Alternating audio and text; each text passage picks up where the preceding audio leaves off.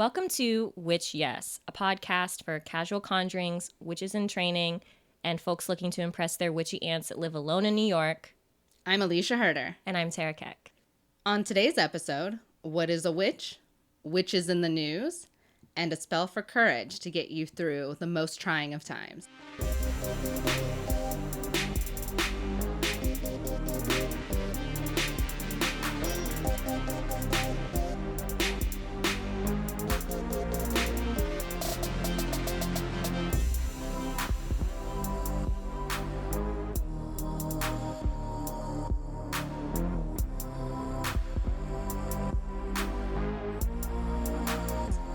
Boom, boom, boom, boom, boom. What if we put our song like 3 times in it? It's just like a minute and a half. It's looping in the background. And it's so loud that you can't hear us. Yes. That would be amazing. All right, what's up next? We're blowing through this. We are. Okay, so I guess we should just talk about what is a witch. So what is a witch to you? Like, when you think of witches, what do you think of? I mean, the caricature is the crotchety old lady, sometimes with green skin. Is that a la Wizard of Oz, maybe? I'm not sure.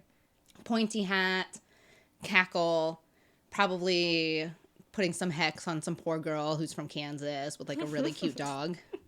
That's like a witch to me, like when I think witches. You're just pulling from a very specific movie. This podcast is basically me just dropping pop culture references so that people know I'm up to date. That's it. That's true, yeah. So when I think of a witch, I definitely think of that. The nose is a big thing, which I feel like is definitely racist. Oh, yeah. But yeah, then I also... True. I mean, we grew up with like Kiki's Delivery Service. We grew up with Halloween Town. We also grew up with Charmed. Harry Potter. Huge one. So like witches and witchcraft and magic is also like this very like playful, almost like a coming of age thing for me. So there's like witches, which is like this thing that's, you know, kind of vile and gross and smells and has like a cat. And then there's like this other witch that I definitely, I don't know, like as a child identified with.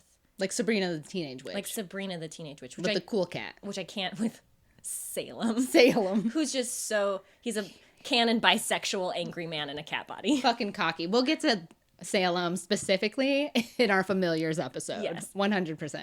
So one of the big things I want to talk about today is the idea of witch as a gender neutral term, right? So, I mean, I definitely, even just from pop culture, imagine witch as like a very femme term, but that's like not necessarily accurate, right? Correct. So that witch and witchcraft, like historically, is actually a gender neutral term, and it comes from like Old English. I've also heard like Germanic, which could be like English, German, Dutch, Swedish, a bunch of stuff. But yeah, so it has like sort of this history, right, of coming from, I'm not even sure how you pronounce it. So there's like Wicce. Is that just Wicca with an E? Yeah, or I don't know if it's Wicca. Well, I looked it up. It had like those weird symbols where they're like, this is how you say the A, and it's like the A and the E together, and there's like a little squiggle on top, and I was like, what is this ridiculous? This beyond me. Yeah. What is this ridiculous language? I did not go to school for this. No. We went to Indiana Public School, just so everyone knows. I think that's relevant right now. Whenever I'm with intellectuals or academics, I just always kind of preface anything I say with, I went to a state school. That's a good one. I like that. That's very true. It's very true. It's very, very true. And very indicative of my education. So there's like this male and female term, which I'm just going to call it Wicca.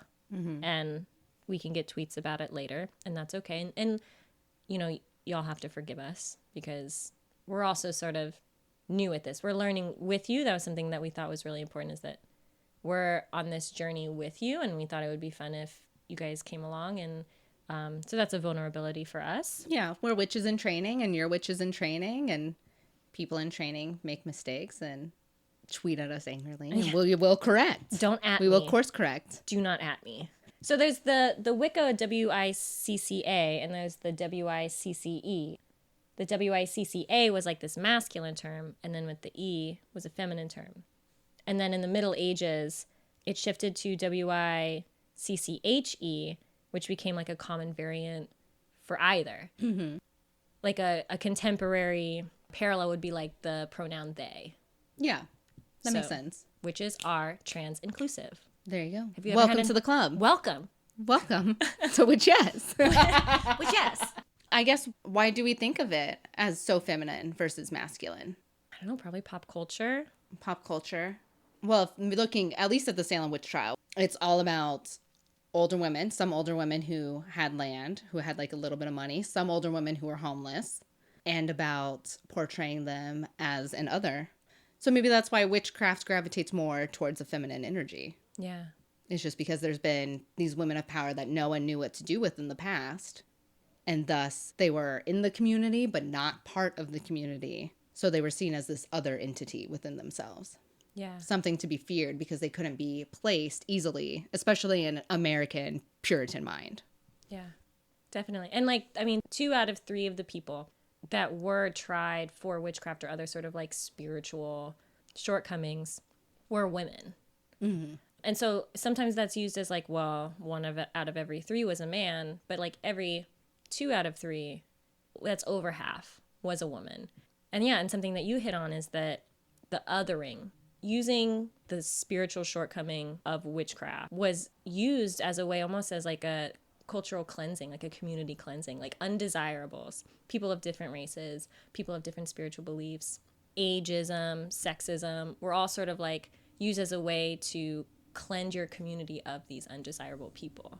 Icky people. Very icky. Oh, icky people. I was like, get those gross old people out of here. People. Icky situation. Yeah. Not looking too good over there. Because I've read several things, like where the pervading idea of the crone, the old woman, the woman that cannot have children anymore, possibly she lives alone, if that comes from that time period or if that is like another way of othering women. Because there is kind of like that idea that once women can't have children anymore, what is their use, right? Like older men are held in high esteem for like wisdom and stuff like that. But as women get older, they're pushed to like the peripheries of society. They are not in any way producing anything for us and therefore are irrelevant. I feel like that's the same too with Black women and voodooism specifically, is it's these women who are seen as powerful that no one knows what to do with because they're on the periphery of society. They're not childbearing. They don't necessarily have a job. They're just doing their own lives. But for some reason, as a country, just in general, we don't really like it when people are just living their own life. We're not about that. Vote in the next election, please. Please vote in the midterms. Also, Mom, stop asking if I've gotten a job yet, okay? This is my job This is my job. I'm trying so hard, Mom. Who can be a witch? Like, who is allowed to be a witch? Like, are you waiting for your letter from Hogwarts? Is it that specific? Do you have to be initiated? Can anyone just pick up a spell book? Where do you go to buy spell books? Who can be a witch? Who can be a witch? Well... And why would you want to be a witch? Why would I feel attacked right now. Oh, no. These are just questions. Why would you want to be a witch, Terra? Can't you just do anything better with your life? I should really be a news anchor. I'm doing this really well. Yeah. Hard, pointed questions. Yeah, who can be a witch? I mean, I feel like anybody could be a witch. Like, yeah. Your personal craft and your personal practice is very much, like, tailored to your own lifestyle, right? It's like... I agree with that, yeah. Yeah, very much, like, attached to who you are. Like, my personal craft is very much attached to my mental health. Mm-hmm. I know some people, like, they have boundaries for their own personal crafts that are specific to their lives and, like, their values and stuff like that. Yeah, I feel like anyone could be a witch as long as you're doing it responsibly, right? There's, like, a kind of... Like, write in the devil's book, your name down, doing first satanic you have to magic. kiss Satan's ass. Oh, is that it? Okay. Well, that's one of the things. Apostasy. Oh, okay. You have to commit apostasy. Sorry, everyone listening to us. You're already doing it. Oops. My bad. Whoops. Change the channel. We just get very low Satan voices. And now that you've been initiated. Our producer said not to do affectation, so we're really not listening to him. Sorry, Marcel. Sorry, Marcel. But yeah, I think that anyone can be a witch. Like, it's an identity, it's a practice that is, specific to you. Like, are you participating in witchcraft when you go and get, like, your palm read? Like, are you participating in witchcraft when you buy your first tarot card deck? Like, do you have to own this many candles and have an altar and, like, do this and that, burn the sage? I don't really think so. I don't think so. You should burn sage anyway. It's good. It's good for you? It's really good for you. It's good to get the negative energy out. You have a bad roommate, they leave. Sage that room before you put it on Craigslist. Please. Please. Nobody wants that bad energy. But yeah, I feel like witchcraft is a good way to just connect to something spiritually, even if you're not a spiritual person. Mm-hmm. I feel like you're allowed an access to that. That's very non-denominational. Well, I feel like, let's have a real conversation. Like, words mean nothing mm-hmm. in, like, contemporary society. We know this politically. We know this sort of, like, as we've become globalized. So, yes, I do believe there is a structure, right? There's, like, a cultural structure for witchcraft. But its relevance now, today, it's not really as strong as it was before. It's really far more open than it was before. And that it can be fun, that it can be light and playful. Or if you feel like so deeply rooted to like particular gods, or you feel so deeply rooted to a particular kind of craft, and like you can definitely dive deep into it and find like all of this sort of stuff that lies beneath that is so rich and have that be so valuable and important to you. But I don't think that those are value judgments, right? I feel like that is, I just really want to push that witchcraft and that identity and that practice is so personal. Yeah. No one should ever judge you. Like, it's for you. It's for you. Unless you're hexing someone else, then maybe it's about them too. But in most cases, witchcraft is about you. It's about setting your mental space, about you feeling comfortable and safe and giving you an extra push. The spell we'll do later about courage. Hopefully it works. Hopefully. Because we need some courage. First podcasts are very, very hard. So how do you become a witch? Well, you can start with a witch starter pack. Yeah. Which, as we already mentioned, sage, a great herb to just cleanse your home of any negative energy that may have inhabited it before you even moved in. Or if you had a bad roommate who moved out, sage that all up. It's good. It's clean. It's ready to start over. Sage is almost like a restart button with energy. Yeah. When I was learning how to drive, I was doing it with my aunts. And I was getting so frustrated that I couldn't parallel park, because parallel parking is really hard when you're 15 years old and live in Indiana, so you never have to do it. That they were like, whoa, chill out, Alicia. We'll light some sage. It'll be fine. Just calm down. So it's also a nice thing to just light in the background. It kind of fills the air with that very nice smell. I like the smell of sage. I do too, yeah. Whenever I enter a room with sage, it feels just very at home with me. It just clears you up. It's just a nice, easy way to be like, okay, we're here, we're lighting things, something's on fire, which is already, that feels powerful. Yeah, that's a sexy. It's kind of sexy, yeah, it's kind of fun. And you're just letting it waft through the room and clear up any negative energy that either you have or the space has, and to just start anew.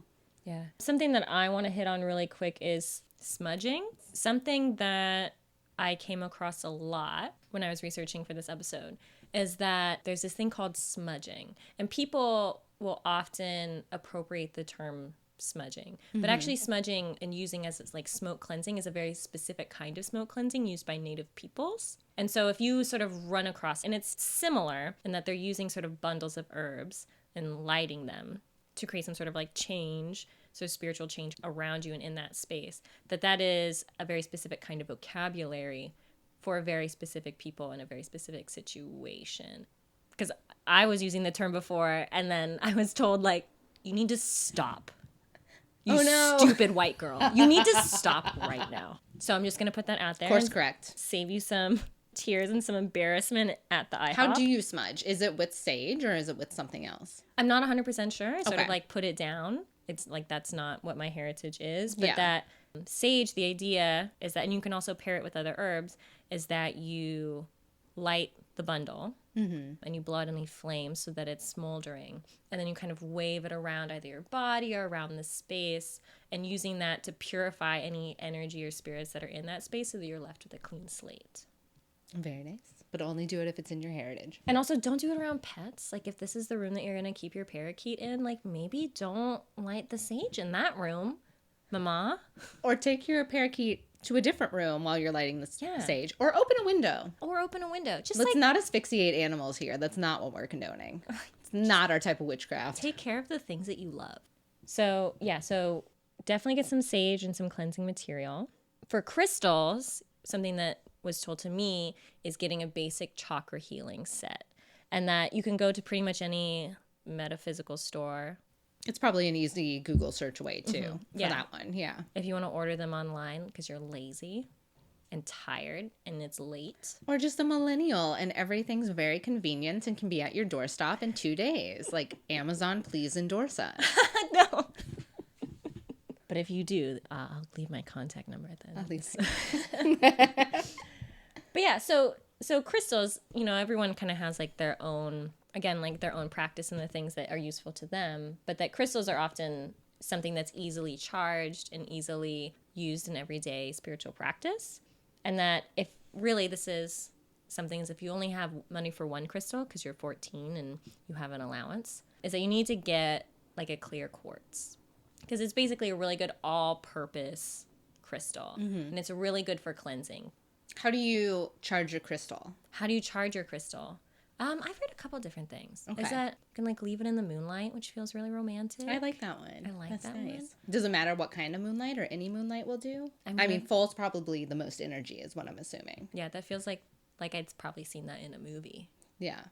Underneath what a boring movie. It's literally just a shot of a crystal in moonlight recharging.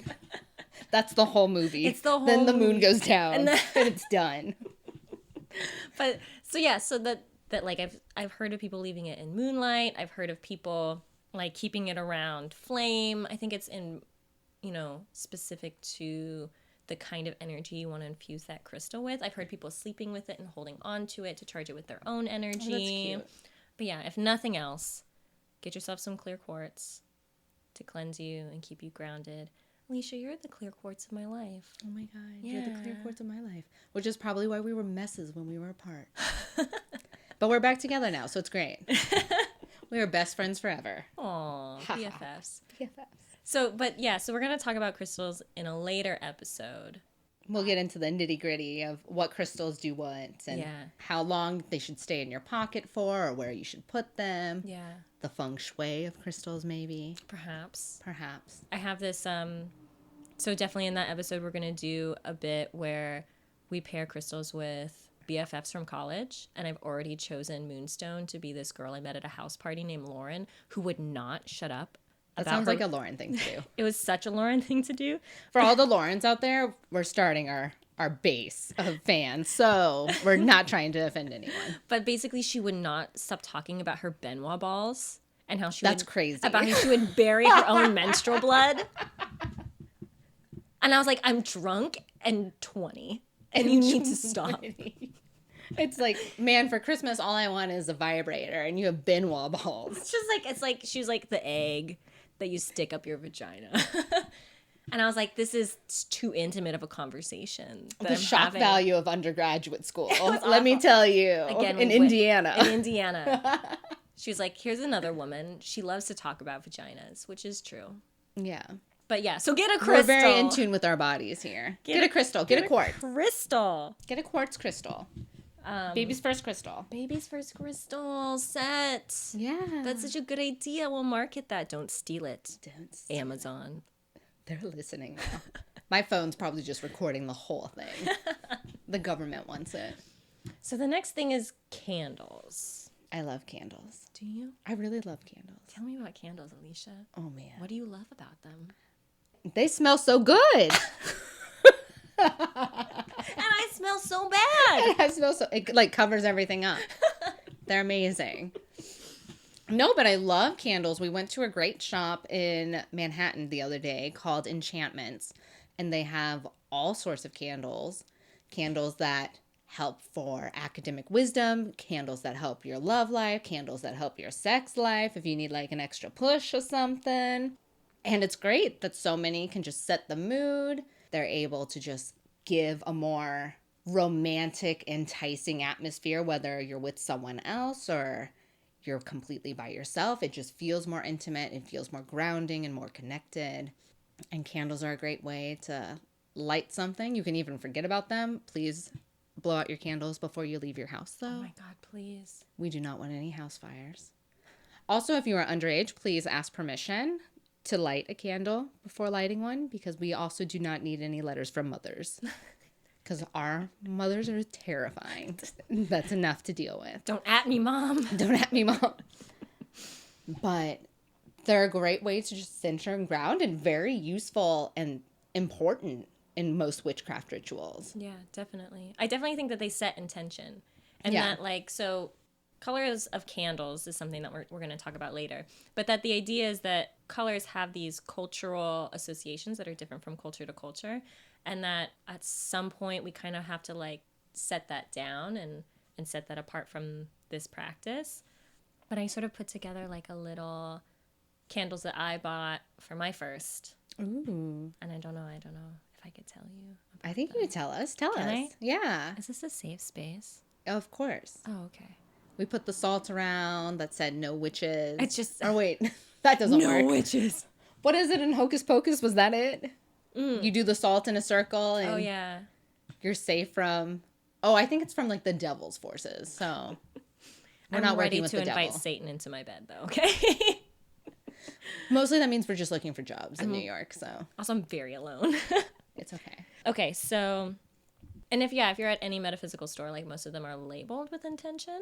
But yeah, so I feel like you need a few white candles. White candles are purifying and cleansing. I usually have a couple black candles because I have anxiety, and I find them very grounding, and they banish negative energy, and I have a lot of negative energy in my life. This isn't a therapy session, Terra. And then dark blue candles. Dark blue candles is something I use a lot because I'm very into divination. So they like up your psychic energy. And so I find that to be generative. I usually have a few pink candles. Pink candles are something that attract love, but I often use them for self-love and like upping my own, like my love for myself and the people around me and attracting love, not necessarily romantic. And then I love that. Yeah. I love that. Oh, That's so cute. thank you. Yeah. You're cute. Stop it. And then the last one I usually have is like a few red candles. And that's just like because, you know, like feel that red energy, like feel like red is for Mars, red is for sexual energy, like anything where you need to feel confident, I'll light a red candle. And even just lighting it is me placing intention into my life to attract that kind of energy. Yeah. But yeah. Herbs. You need some herbs. We need some herbs. Herbs, and magical fruits. The magical fruits. Oh, we should have like an herb song. Herbs, yes. Ooh. We love their greenness. Herbs, yes. I love that. What herbs do you need? Would be the starting question. Well, lavender, basil, patchouli, rosemary, chamomile, peppermint, and comfrey are a few. So everyone has the lavender face mask. Your mom always asks you to wear it. It's great. It just calms you down. I have a little pillow that just smells like lavender. So if I'm stressed out, I just smell it. I just put it on my face. Marcel, leave the room. Exactly. You're just stressing me out. Put it on my face and I smell it, and it's just, lavender is a very soothing smell. Okay, so the next one is rosemary. So it seemed to me, like during my research, that rosemary's main thing was focus and elevating your mental powers, but it's also used for protection. So protection from, I don't know, like bad vibes, from the ex that you ran away from and moved to New York for. But It's a good reason, yeah. But like rosemary, I often use it in kitchen magic, like ingesting rosemary as a way to really focus myself and protect myself, create sort of like a nice like warm capsule around myself. Lemongrass is another purifying thing that you can ingest. Basically, like, I want you to go to Whole Foods. I want you to pick out 4 kinds of tea.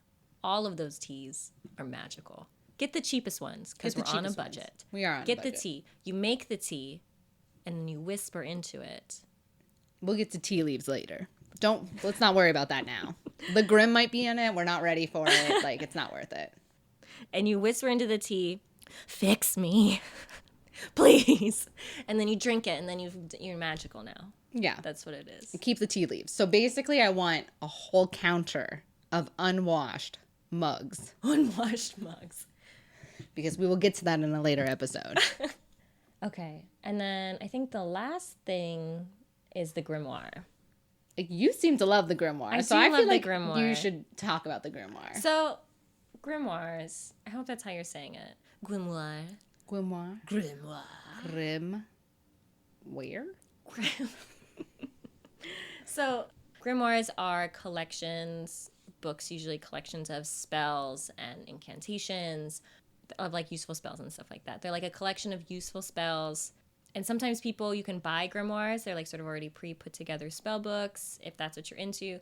I would really like to challenge, though, anyone that's sort of like us, that's starting their journey, to have a personal grimoire, which is basically like the journey of your practice.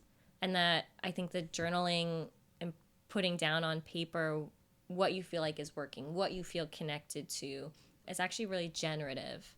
As you move forward, No. Yeah, just like as you move forward, putting down on paper what you feel connected to and what you think is working for you. Because you can buy a spellbook off, any Amazon. website, or you can buy Amazon. You can go to almost any Barnes and Noble would have like a little spell book, even if it's like a children's spell book, but those still come from a great place. And so you can easily get grimoires there. Even on Pinterest. Like you can create your Pinterest board of like different kinds of stuff that works. Like that could be your grimoire. But yeah, I think it's important to really keep a catalog of your journey. So I'm appropriating the term grimoire to just mean this is my diary. Yeah. This is my witch diary. This is my magical diary. My magic diary. It's your Tom Riddle diary. Okay, no, that's negative energy. We're not doing that one. Burn some more sage. Burn some more sage. Burn some sage over that book. Okay, so now we're going to transition. We're transitioning into... Is it Witches in the News? Oh, it's Witches in the News. Oh, it's Witches in the News. Witch alert. We should make that. That's amazing. I love that. This is what I live for, is Witches in the News. So, in this month's Witches of the News, exciting stuff. There is, in Brooklyn on October 20th, a hex on Brett Kavanaugh, which is very exciting. I don't know if we condone hexing people. Do we condone? Okay, we do. In this situation, we do. Maybe it's very situational condoning, but not good for America, this one. The amazing part about this is tickets are sold out, so we can't go. I looked into it. Yeah. Really? I was just curious. I just wanted to know what they were doing. Way to build me up and break me down. I know. But as of today, there is a backlash. I'm sorry, it's so funny. Okay. The title of this article from Newsweek on October 18th, 2018 at 11:36 a.m. says Catholic exorcist holding special mass to counter witch's hex on Kavanaugh. Oh my God. Right. Are you joking? This is amazing. This is amazing. Can we go to that? I don't know if we can go to that. Basically, they're calling the hex a conjuring of evil. It's not free speech. That's someone's quote. Conjuring up personified evil does not fall under free speech. Satanic cults often commit crimes. They murder and sexually abuse everyone in their cult. Which, let's take that quote for a second and then talk about the Catholic Church. And also Kavanaugh? It's like, oh, okay. Sure. Why not? Yeah. That totally makes sense to me. No, it does fucking not. It's already really funny that the hex has gotten as much attention as it has. But to bring an exorcist? I don't even, all I know about exorcism, and we can probably do an episode later about exorcism, because that's kind of, I don't know, that feels more devil magic-y to me than anything. But you're trying to exorcise the negative energy out of someone. So they're basically trying to fight witchcraft with witchcraft. And it just feels like a very big Republican Democratic thing of whose witchcraft is better. Yeah. Whose magic is pure?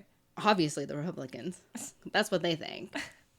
Oh, man. So I am very excited. Apparently that happens 2 days after the hex. So we will definitely update you guys on how that goes. But this is absolutely incredible.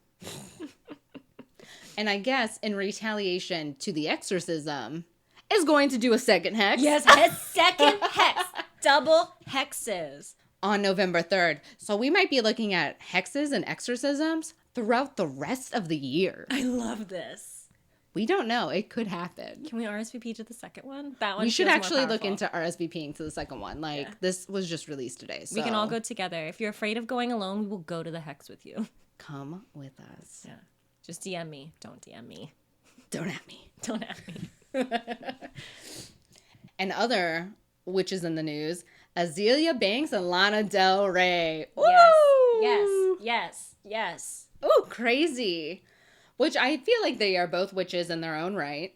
So honestly, I wouldn't fuck with either of them. Especially not Azealia Banks. She's a little crazy. Oh my gosh. I love her. Her music's great. If no one's listened to her music, like, it's amazing. But don't fuck with her.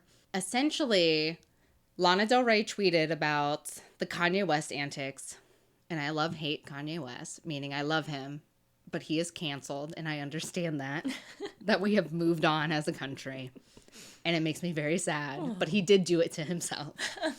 And apparently Lana Del Rey was just talking about how his SNL performance was not great. He was wearing the MAGA hat. He went basically spieling about Trump's America for 30 minutes. They cut.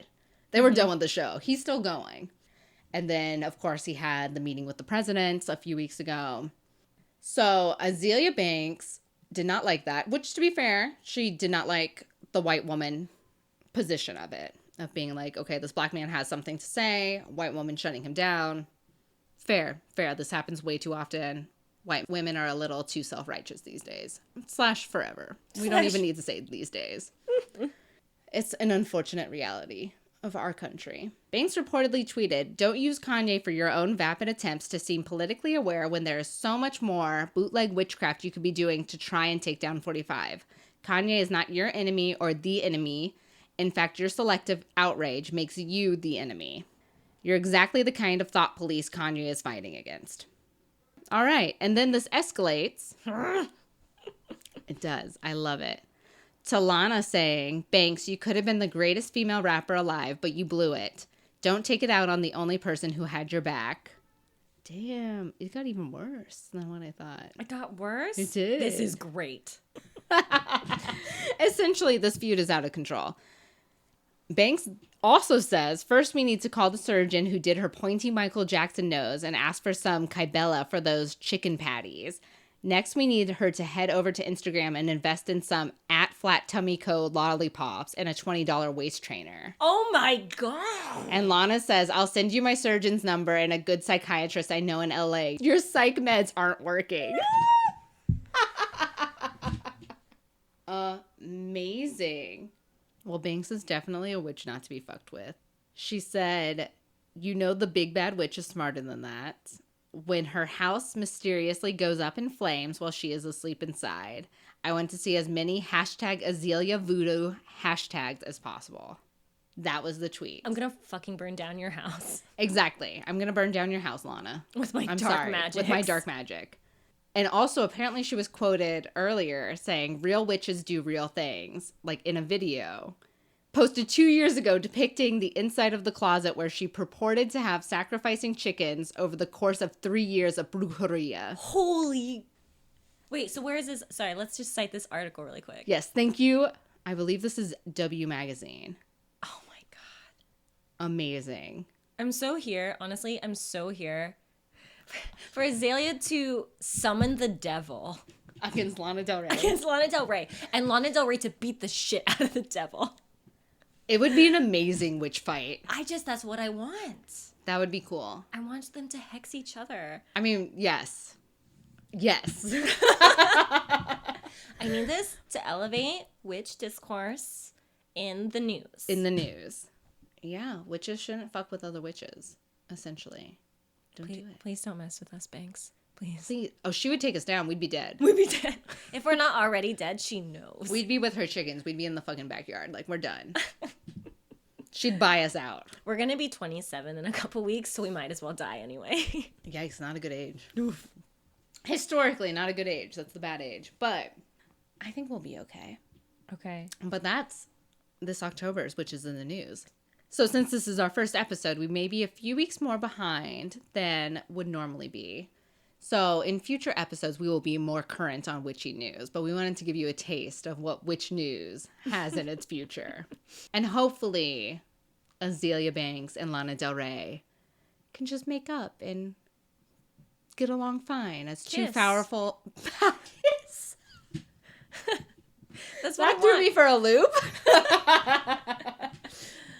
As two powerful female witches. But we'll see. Everyone also likes a fight. I'm not going to lie. We're at that time. The midterm elections are coming up. Like, we all might just want to fight. I just love the goss. I'm just a gossipy bitch. I'm a gossipy witch. I love being a gossipy witch. It's my favorite thing. Oh, man. Okay, so... Episode 1, baby. Okay, so this is our last... If you've skipped through all of this, this is where you can stop skipping. We're going to do the spell now. Yay. Okay, are you excited? I'm so fucking excited. Okay. Can we say fucking? I think that... We haven't decided. We should have talked about this beforehand. I've just been cursing through this whole thing. Okay. So either we can bleep it with a funny sound, or we can just leave it in and just, PG-13 on all of this. Okay. Yeah, PG-13's cool. That's fine. Yeah. This is like a fun podcast that you can listen to late at night when your parents have gone to bed, and we say things like that stuff. Or just wear headphones, guys. Come on. It's 2018. It is 2018. We already talked about Benoit balls. We already talked about Benoit balls, so if you don't, also Google that late at night. Yeah, actually, don't Google that around your family. Please don't. And use the private tab. Yeah. Yeah. If you live in the Midwest. Exactly. Okay, so this is our last segment. Skippers, people that skip, you can stop now. So this is our spell. So just before we get started, have you grounded yourself? Do you know how to ground yourself? Have you touched the ground in a while? Is that what grounding is? You're just touching the ground? Well, so I don't know. So if you've ever been in therapy or if you have anxiety, you might be familiar with grounding. So grounding is also sort of, you can maybe draw a parallel with mindfulness. And it's really about, you need to take a minute to really reconnect yourself with reality in the now. Mm-hmm. So a lot of people, you could even just do a few minutes of conscious breath. You could take a bath. You could eat some food, anything that slows down time for you, where you feel like you are in the moment. I feel like a lot of times grounding is used for anxiety when I just feel like I'm just so wrapped up in 5 different timelines that I'm living in, and that I need to sort of center myself inside of my body. So be mindful of your physical sensations. What does it sound like? What are you touching? What does the air feel like around you? What temperature is it? Are you holding any tension inside of your body? And then you need to cleanse. This is not a juice cleanse. Okay. You need to cleanse the room that you're in. And this is something we talked about before with sage. Sage cleansing or smoke cleansing is really common and really popular. As you are starting a spell, you're not coming in on a blank slate. You need to cleanse the room and yourself of energy that may kind of muddy up the energy that you're creating and working with during the spell. So you can burn some sage. Usually I take off my clothes or take off any work clothes that I'm in, because your clothes and your body can hold on to energy. Okay. So that makes sense. You need to take off your black button down from your Starbucks job that's killing you. Take it off. And just wear something comfortable, or don't wear anything at all. Or don't wear anything at all. If you are really into color magic, maybe wear the color, something we'll talk about in this spell, wearing the color that you're working with. Mm-hmm. And so what you're going to do for smoke cleansing again is you're going to light the herb bundle. You're going to blow it out so there's not any flame. It's just kind of smoldering. And you're going to sort of waft that smoke over your body into parts of the room that you feel like might have energy knots, over objects that you feel like might be retaining something that has energy that you don't want to work with in this situation. So this is our spell for courage. I'm so excited. Maybe you're feeling a little timid or nervous about a situation. Perhaps you're thinking of posting the first episode of your new podcast. Oh my God. And you're thinking, maybe I just won't do it. What if a bunch of people from high school listen to this? And they probably will. And they make fun of me. They probably will. They probably will. And they'll just get all together and they'll hate listen to the whole thing. And they'll be like, remember that weird girl from college and high school? And it's like, yep, it's me. Well, yeah, it's me. Hello. And I haven't changed. I've really just gotten worse. Yes. So here's a spell for you that's going to fill you with courage and boldness and ill-fated confidence. Good. Ill-fated. So just if you're thinking of a time to cast a spell, the best time is on Tuesday, because Tuesday is Aries. It's actually a very powerful day. And if you can do it when the moon is waxing or full, that's important. You're going to want to dress in red. So you're going to wear a power color. We're both dressed in red. We're here with you. We're doing the spell with you. We're in red. We're ready. If you have an altar, you also want to drape your altar in red cloth too, because it's also your altar's power color and you should celebrate her. So this red is going to add potency to your magic. It's going to make it even stronger and more powerful. These are the things that you need. I'm going to give you a minute to get some pen and paper. Do you have it? Okay, good. Does the pen work? Can you test it? It doesn't work, does it? Get another pen. Do you have a red pen? Okay, this is fine. It's fine. Okay, so these are the things that you're going to need.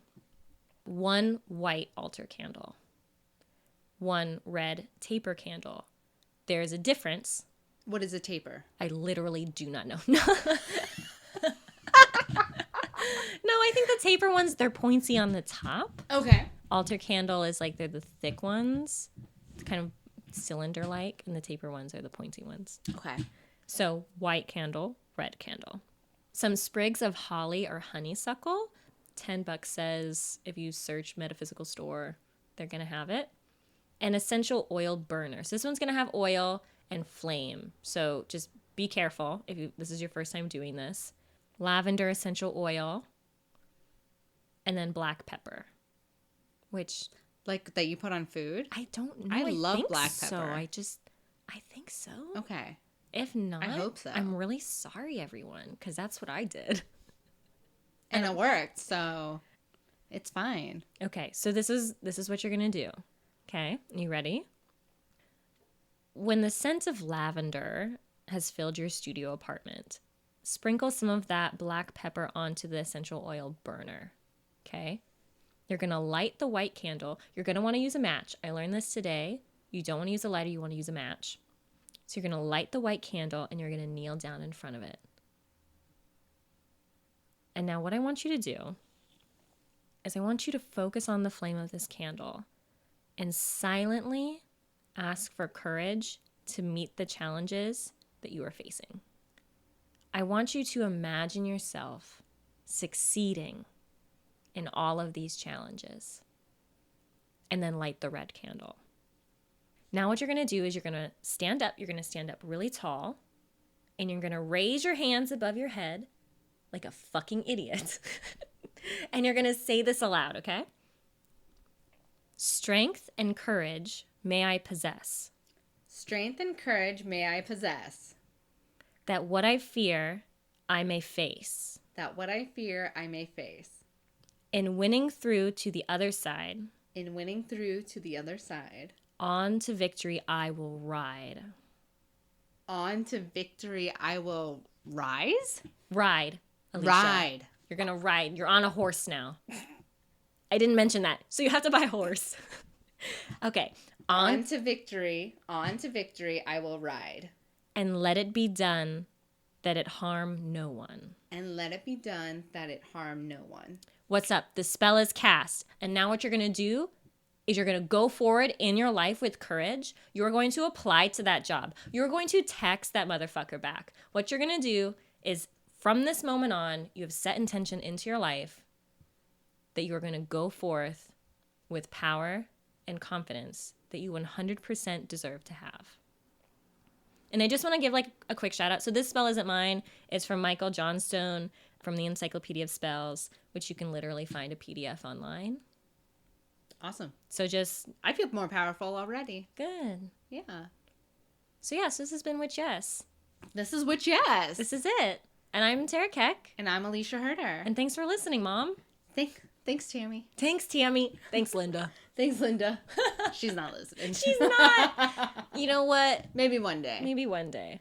Thanks for listening to Witch Yes, produced by Marcel Pérez, marketing consultant by Mallory Porter, and music by Kevin MacLeod. We can't wait to see you next time. Have a wonderful Samhain. And a happy Halloween.